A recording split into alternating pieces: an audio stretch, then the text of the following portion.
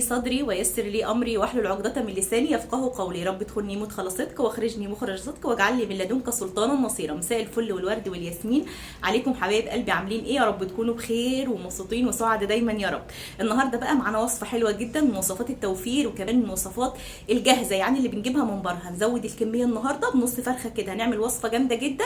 وكمان هنزود الكميه، يعني لو نص كيلو بس من البانيه هنخليه كيلو ونص. عايزين نعرف مع بعض ازاي، وهنضيف لها مكون بقى هو السر كله اللي هيزود معانا الكميه وكمان مش هيغير معانا في الطعم، وهيخلي كمان طعمها حلو جدا وهيخلي لونها حلو قوي. هنعمل مع بعض النهارده الناجتس. ده شكلها كده قبل ما تتقلي، شايفين شكلها حلو جدا، وده كمان شكلها بعد ما اتقلت شكلها بقى احلى واحلى. شايفين بقى جميله ازاي؟ حلوه جدا، احلى واجمل وانضف من اللي بنجيبها من بره طبعا. النهارده هنعملها مع بعض ونشوف ازاي هنزود الكميه. شوفوا عملنا كميه قد ايه، بنص كيلو بس من البانيه او صدر فرخه هنعمل الكميه الحلوه دي. يلا بينا نشوف الفيديو بتاعنا. عايزاكي بقى لو جربتي الوصفه تكتبي لي كومنت منك حلو كده، وتكتبي لي دعوه منك حلوه. لا هقول لك اعملي لايك ولا هقول لك اعملي اشتراك، هقول لك بس ادعي لي دعوه حلوه في الكومنتات. ويلا بينا نبدا الفيديو بتاعنا على طول.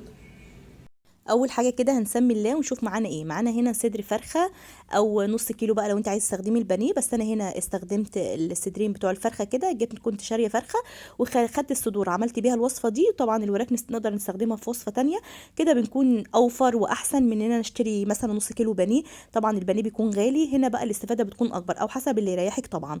هنا الاول جبت الصدور دي، كنت غسلاها كويس قوي بالملح والليمون، نقعتها فيه لمده 10 دقائق. ما تطوليش النقع بالذات على الصدور عشان ما تتهريش معاكي وتشرب ميه.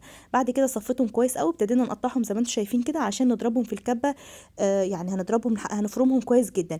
وانا بقطعها كده بقى بتخلص من اي جلود طبعا موجوده، من اي حاجه موجوده فيها مثلا حته عظمه، اي جلد، اي حاجه علشان تتفرم معايا وتكون سهله. بعد كده بقى جبت حوالي 4 ترغيفه كده من الفينو. ده الفينو العادي الآلي ده حجمه صغير، فخدت 4 ترغيفه، شلت بس القشره بتاعتهم. ده فينو بايت عندي، ده برضه حلو جدا تستخدمي الفينو البايت. اعاده استخدام كده او اعاده تدوير ليه هيكون حلو جدا. زي ما قلت لك شلت بس القشره بتاعته اللي من فوق من تحت علشان بس يكون اللون بتاعي لون الناجتس يكون فاتح. وبعد كده يعني نقعتهم كده في كوبايتين من الميه، وما بتاخدوش بس يعني ما بسيبهمش، ما فيش 5 دقايق بيكونوا طبعا طري، وبنصفيهم كويس جدا. اهم حاجه ان تصفيهم كويس جدا من الميه. بعد كده بقى بيكون فرمنا الفراخ عندنا في قلب الكبه. بعد كده بضيف بقى كيس الفيجيتار الجاهز دوت اللي هو مش الحار. لو انت عايزه حابه تستخدمي السبايسي براحتك طبعا. الكيس ده بقى بيديني طعم قريب جدا من اللي بيتباع بره، وبيكون فيه كميه توابل كده وبهارات حلوه جدا. انا ضفت كمان معلقه صغيره من ال7 بهارات، وضفت كمان معلقه صغيره من الثوم البودر ومعلقه صغيره من البصل البودر، وضفت شويه من الملح لان طبعا الفيجيتار بتاعنا ده بيكون مملح. خدي بالك علشان ما تطلعش الحاجه حادقه منك قوي كده. البهارات بتاعتي دي حلوه وكمان بتدي طعم حلو جدا، وكمان نكهتها مميزه. ما بنضيفش بقى فلفل اسمر ولا بابريكا والحاجات دي، لان الحاجات دي بتغمق اللون عندي. يعني هي ممكن انها يعني تبقى طعمها حلو طبعا، بس هتديني في النتيجه النهائيه انا عايزه طبعا قلبها من جوه يكون ابيض ويكون كمان فاتح معايا. بعد كده بحطها في التلاجة معايا بقى. بعد ما بندعك المكونات دي كويس جدا او بنخلطها مع بعض كويس جدا، هنسيبها تريح معانا في التلاجة. هنعمل خليط بقى بديل البيض، مش هنستخدم البيض النهارده. معايا نص كوبايه من الدقيق، ربع كوبايه من النشا، وكمان معلقتين كبار من البقسماط. او تقدري كيس الفيجيتار دوت تاخدي منه معلقه او تحطي الفيجيتار اللي يريحك. انا استخدمت البقسماط المطحون، كنت جايباه برده بجيبه سايب من عند العطار، وضفت شويه صغيرين من الملح، وببتدي ازود بالميه لحد ما ناخد معانا السمك اللي انتوا شايفينه.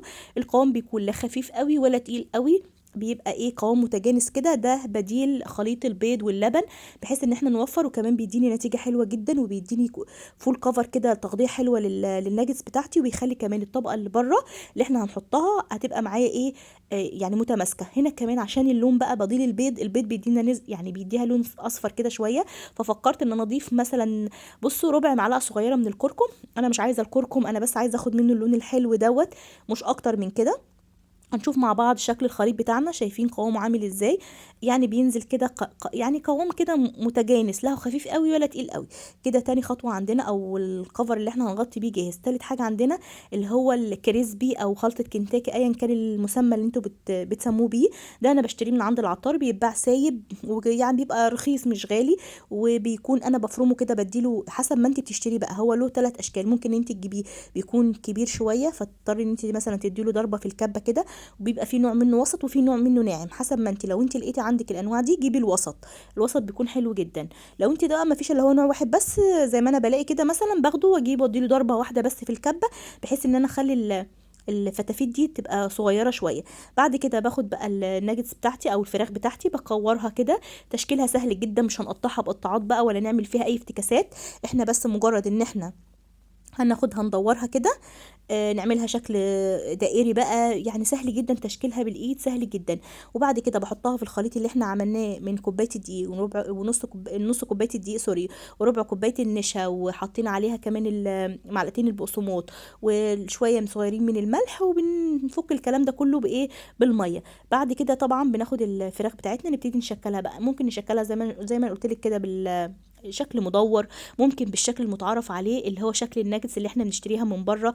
لو انت حابه بقى تديها نفس الشكل من بره، إيه اللي يريحك. ممكن، طب انت مش عايزه تعمليها كده، ممكن ان انت تفرديها كلها على صينيه وابتدي تدخليها مثلا التلاجة او الفريزر ربع ساعه، هتلاقيها مسكت معاكي وشدت شويه. تقدري بالسكينه تقطعيها مكعبات، تقطعيها بقطعيه، قطعها عندك اشكال مدوره نجمه، اللي انت حابه لولادك بقى. يعني ده بقى حاجه بترجع لك انت.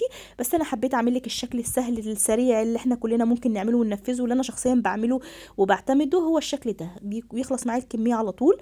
باخدها احطها في الكريسبي كده زي ما انتم شايفين، الاول في الخليط وبعد كده بنحطها في الكريسبي. عايزه اقول لك طعمها رهيب، وكمان تشكيلها سهل جدا.